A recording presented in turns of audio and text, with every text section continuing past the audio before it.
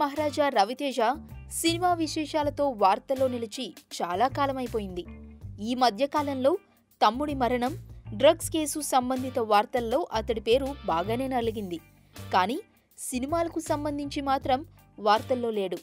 అతడి చివరి cinema Bengal tiger విడుదలై 20 నెలలు దాటిపోయింది. Ravi Teja cinema first look, teaser లాంటి విశేషాలు విని అయితే 2 ఏళ్లవుతోంది. అయితే ఎట్టకేలకు రవితేజ సినిమాకు సంబంధించి ఇలాంటి విశేషం ఒకటి వార్తల్లో నిలవబోతోంది. మాస్ రాజా కొత్త సినిమా Raja the great first teaser లాంచ్కు ముహూర్తం కుదిరింది.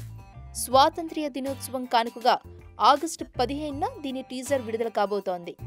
పటాస్, సుప్రీం లాంటి సూపర్ హిట్లు తీసిన యువ దర్శకుడు అనిల్ రావిపూడి దర్శకత్వంలో దిల్ రాజు నిర్మిస్తున్న సినిమా రాజా ది గ్రేట్. ఈ చిత్రాన్ని అక్టోబర్ 12న విడుదల చేయాలనుకుంటున్నారు. ప్రమోషన్ కార్యక్రమాలు మొదలు పెట్టాల్సిన సమయం వచ్చేయడంతో ముందుగా టీజర్తో పలకరించబోతున్నారు.